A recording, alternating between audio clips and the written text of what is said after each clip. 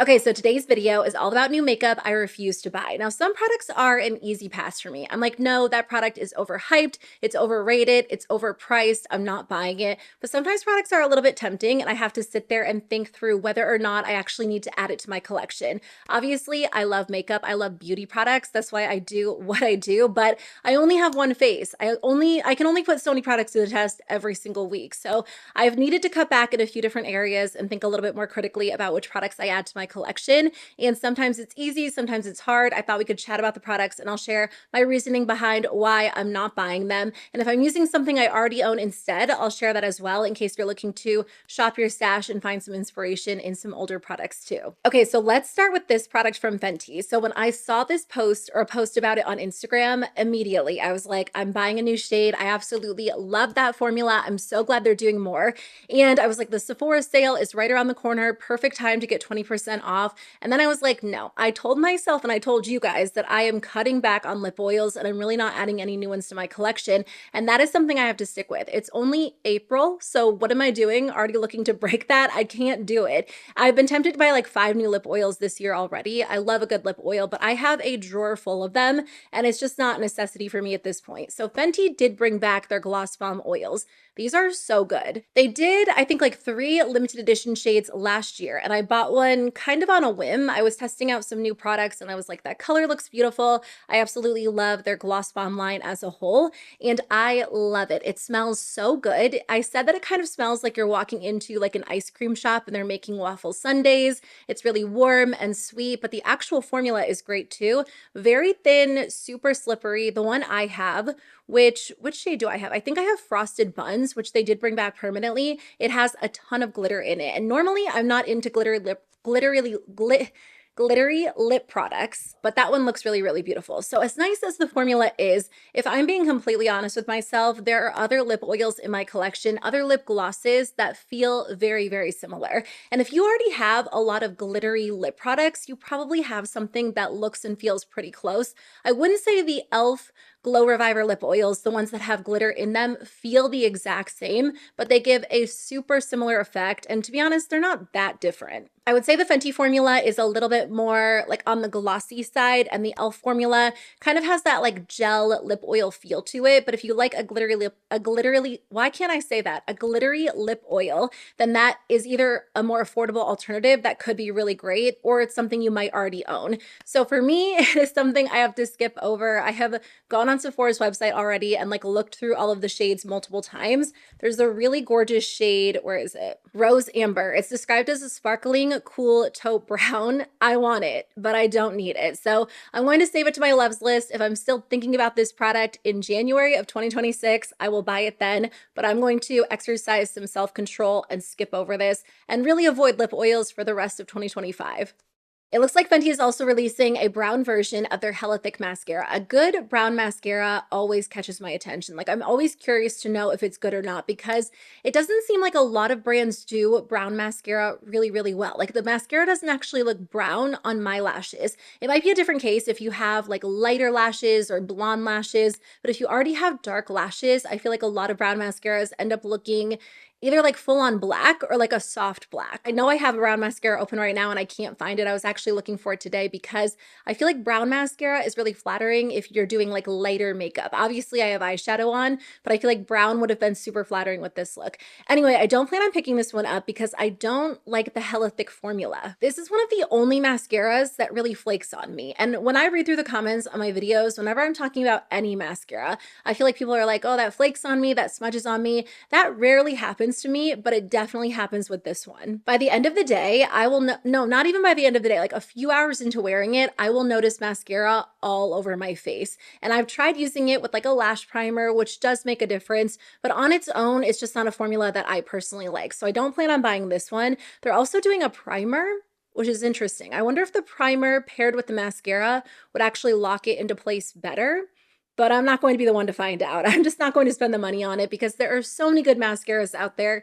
And because I had such a bad experience originally with their Hella Thick, I'm going to skip over this. As far as brown mascaras go, I also feel like I'm pretty satisfied with the ones I love. I love the Too Faced Better Than Sex Chocolate Mascara, which is weird because their original mascara also flaked on me. And again, that's one of the only mascaras that really flakes on me, but the chocolate version is different. It actually stays in place really well, and it gives your lashes like this really pretty fluttery effect. As far as drugstore, I do like the e.l.f. what's it called? Lash Extender Brown Mascara on days where I want more of a natural look, and then the Essence Lash Without Limits Brown Mascara when I want more of a dramatic look. So after sharing those, I'm like, why do I need to keep searching for like the next best brown mascara when I have 3 different options I really, really love? So probably a good reminder, I don't need a new brown mascara in 2025. Those are great options. So House Labs recently launched a new highlighter stick. I was actually at my Kohl's, what is it called? Like Sephora Inside Kohl's. I think it's a different name. Sephora at Kohl's. I think that's the official name. It used to be Sephora Inside JCPenney, but Sephora at Kohl's. And I was like checking out some of the new launches, and I'm glad I got to swatch a few of them because I feel like it really helped me make up my mind about whether or not I wanted to try some of the new products. Usually I just order directly online because I don't usually go to Kohl's very often, except, when I'm in the area, sometimes I'll check out the new Sephora launches. But anyway, this new highlighter stick is called the Bio Radiant Glassy Balm Highlighter. It comes in 6 shades and it retails for $30. Honestly, before I saw it in person, I was like, that looks like a really nice product. And even after swatching it, it still looks and feels like a nice product. So when I first saw these online, I was like, those remind me a lot of the Merit highlighting sticks, which I absolutely love. Those are so underrated. I've loved them for years, and they're so beautiful. They're really unique, although I do think some other brands are coming out with products that feel very similar these days. But when I think of a cream highlighter stick, I usually think it's going to be the same texture as a cream blush or a cream bronzer. But the Merit formula is so glassy on the skin. It's almost a little bit oily, and it has this sheer transparency to it, so it looks really natural while still giving you a gorgeous glow. After swatching the House Labs highlighter sticks, I do think they actually feel very, very similar to Merit, but because I already own the Merit ones, I don't need to buy the House Labs ones. I will say the few shades of House Labs I swatched ended up looking pretty glittery on my hand. Now that's like a true swatch. So sometimes if you like tap it into the skin, it's a little bit less noticeable. Maybe check it out in person, or check the Merit ones out in person, or swatch them side by side if you're considering either one of those. But I do think Merit's shades are beautiful. The one pro that House Labs might have going for them over Merit, there might be more, again, I haven't tried the formula, is the fact that House Labs has 6 shades and I think Merit has like 3 or 4. Anyway, as beautiful of a formula as it is, I definitely don't need to have like multiple types of that formula in my collection, although I did just purchase the Versed one. I've heard a couple of people say the new Versed makeup products are very, very similar to Merit, and I'm working on like a drugstore dupes and alternatives video, so I was curious to try this one out. I haven't used it yet, but I'll keep you posted in an upcoming video. House Labs also redid the shades of their Power Sculpt Velvet Powder Bronzer. At first, I thought they either reformulated it or they ended up doing something new to it, just because there was an actual new sticker on Sephora's website, and I saw a post about it on Instagram, but it just looks like they updated the shades. Please tell me why. I was like, oh, should I try this out again? I tried this a few years ago and I did not like the formula. And it's weird because my makeup preferences have changed a lot within the past year or two. And I almost wonder if I would like it now, but I made a commitment, again, when I did that video in the beginning of 2025, not to buy products that I've tried in the past that didn't work for me, in an attempt to try them again and see if they work for me. I don't know if this is something a lot of you struggle with. Like, some of you are probably like, yeah, why would you buy something that you've tried that didn't work for you? And I don't know what it is, but there are certain makeup products that have this strange hold on me. And I almost think it's because of what I do. Like, I'm reading comments every single day, and I love hearing from you, like whether you love products, whether you hate them. So I'm always asking for your suggestions, your recommendations. And for example, say I ask, like, what is your favorite go-to powder bronzer? If the House Lab bronzer comes up like 5 or 6 or 10 times in my comments, I might be like, yeah, why didn't that work for me? Should I try it again? Maybe it was the way I was using it. So many people love it. Like, why did I hate it? And the truth is, like, makeup products just don't work for everyone. And obviously I know that, but there's something in the back of my mind when it comes to certain products that has me rethinking if I should try it again. So that kind of happened to me this week when I saw it pop up in my Instagram feed. I mean, the colors are gorgeous. So many people love this formula, but do I really need to take a chance and spend almost $40 on a product that didn't work for me in the past that might not work for me now? It's a potential waste of money, a potential waste of product. And again, I have other powder bronzers I absolutely love using that I cannot get enough of. So I cannot buy this product. Okay, let's chat about Patrick Ta. He has some new body products he just launched. To be honest, non makeup releases from makeup focused brands are usually an easy pass for me. It's kind of the same case when like a skincare brand starts to move into makeup. It really depends. Like sometimes I'll get into those products and try them out, like in the case of Versed. Sometimes I won't, but this was an easy pass for me. There's a hair and body fragrance mist for $44. It sounds like it smells good. It has notes of bergamot, jasmine, and amber.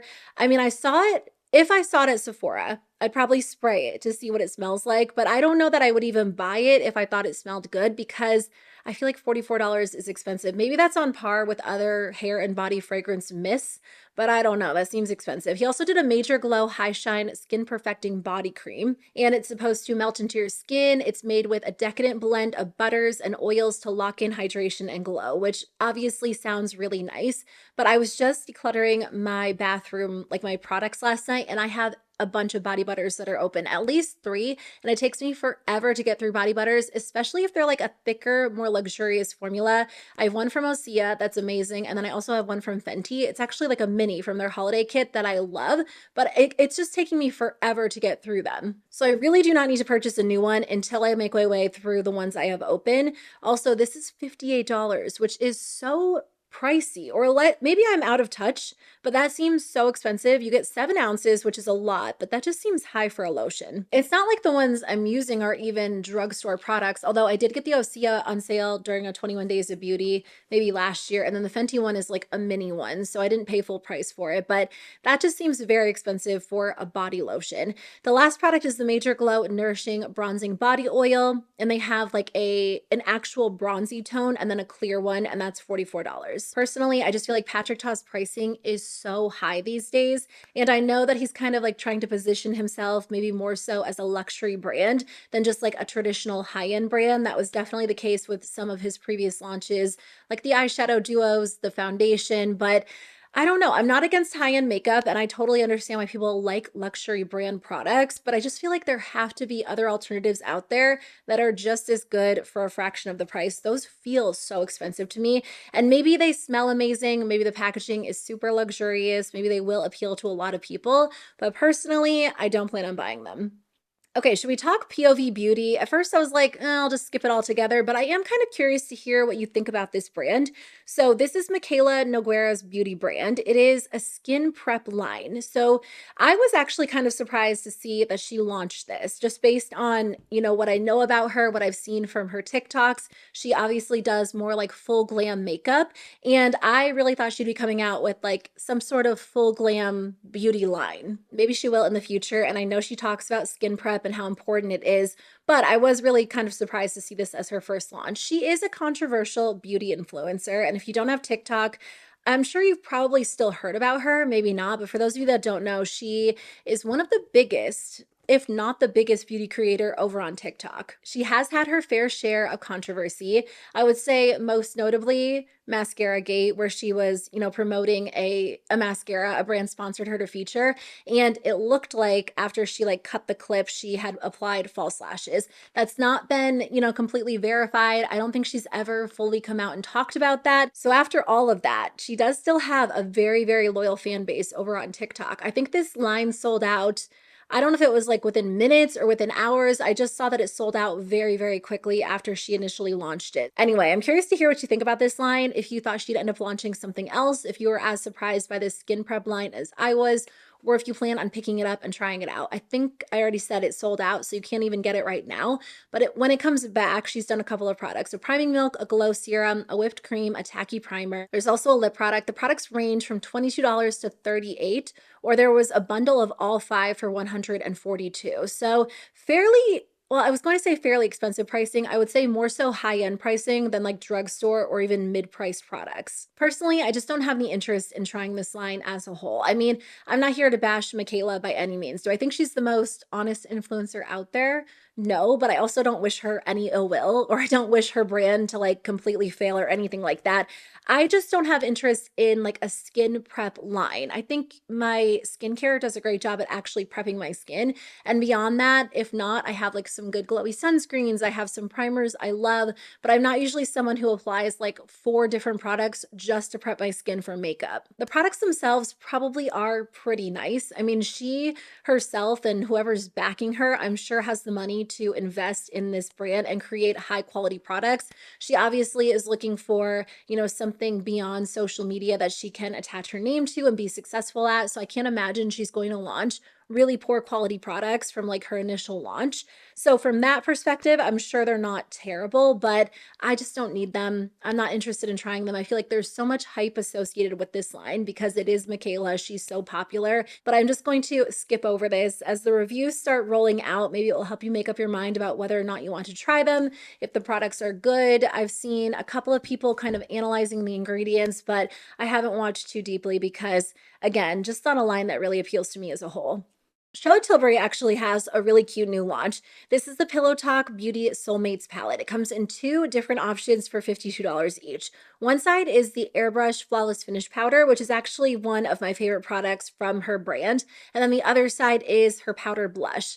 These are really cute. I will give it to Charlotte Tilbury on the packaging. I think they're fun. I guess the finishing powder comes in 2 new shades, a light pink and a light peach. And they're definitely on the lighter side, so I don't know how well they'll work for everyone. I mean, I have the setting powder. It definitely has some pigment to it. I wouldn't call it like a sheer translucent powder by any means. So I do feel like that's something to take into consideration if you are considering one of these duos. It's been a few years since I've tried her powder blushes, but they were never my favorite. I don't think they were bad. I just didn't think they were worth the price, at least when I tried them in the past. So I personally don't plan on picking these up. $52 for a blush duo is just a little bit too high for me personally. And as cute as they are, I just don't need them. When I'm wearing blush, a powder blush these days, it's always like a shimmery or glowy blush. Although today I have a matte blush on. Do I? Oh, my skin is looking like a little bit oily. It's the sunscreen I have on today. I don't think I do. You know what? I'm wearing the Fenty powder blush in the shade Bakin Cakes, which is like, it has a little bit of a glow to it. It's not like a full-on glowy blush, but I just don't typically wear a lot of matte blush these days. So I just don't need those personally. She also did some new lipsticks as well. I don't see them on Sephora's website, but it looks like you can get 2 of them on Ulta's website, and then you can order directly from the Charlotte Tilbury website if you want. So I think they're cute. They're fun, just not something I need.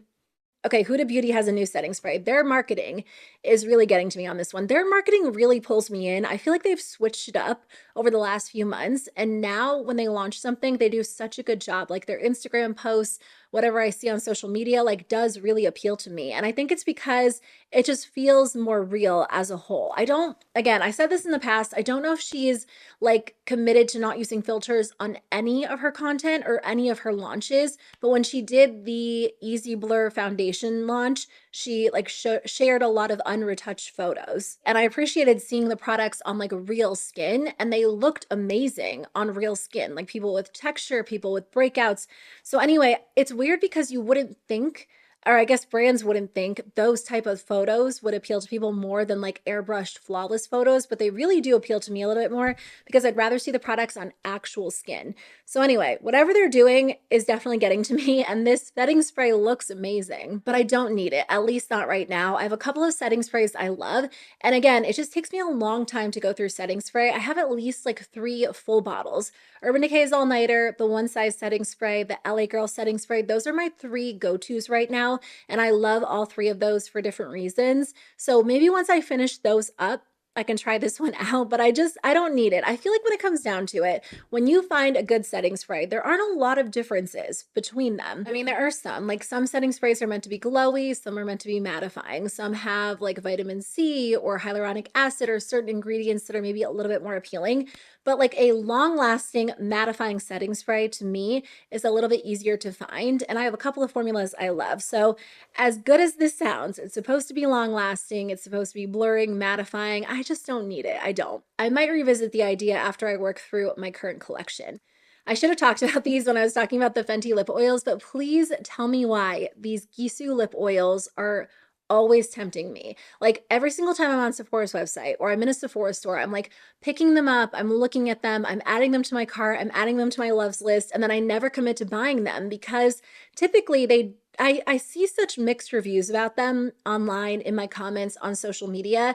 And that's why I've never picked them up, because for $28, I feel like I want to know that I'm going to love it. They just launched some new shades that look so pretty. And every time I'm on Sephora's website or every time I'm in store, I'm like, should I grab one? My nieces and I were just in Sephora. We were on vacation a few weeks ago and we went to Sephora a few different times, and they're so cute. They're young, so they're not really shopping at Sephora at all, but I bought them like a lip balm just because it was like a fun special splurge item for them. And we were actually looking at these lip oils and they're so pretty. Tell me why I almost bought one on a whim. And then I was like, no, I put it down. I cannot buy it. Please talk me out of these. Tell me how much you hate them. Tell me how terrible they are, because for whatever reason, I keep looking at them. Okay, last thing for now is from Tarte. This is the Maracuja Juicy Lip Melt Mask. To be honest, this sounds great. And I do love the Maracuja Juicy Lip line. Like every product I've tried from that line is really, really good. And even though Tarte has seemingly, what's the phrase? I'm blanking. They've like, I want to say like run it into the ground, but that's not what I'm thinking of. What is the phrase when a brand just like takes an idea and runs with it and just like does it over and over and over? Like Urban Decay with their Naked line, Too Faced with their Born This Way line, Tarte with their Maracuja Juicy Lip line. Whatever the phrase, that's what Tarte has done with this. But this product does sound good. So this is their ultimate dessert. That's how they're describing it. The Lips Ultimate Dessert. It's supposed to be a caramel scented lip treat that melts into your pout for hydration and a glossy finish. Honestly, caramel scented lip products actually sound so good. And why do more brands not do that? I'm so over the mint scented lip products. I know a lot of you are over like the fruity scented lip products. Caramel actually is a really good scent, and I would love to see that more often. These are $27. I don't know that they're going to feel a lot different than like a nourishing lip oil or a really plush lip gloss, something I probably already own a million of. So I am going to skip over these. Is it me, or does $27 just feel absolutely ridiculous for a lip product these days? I don't know. Like I have my fair share of high-end lip products. I do.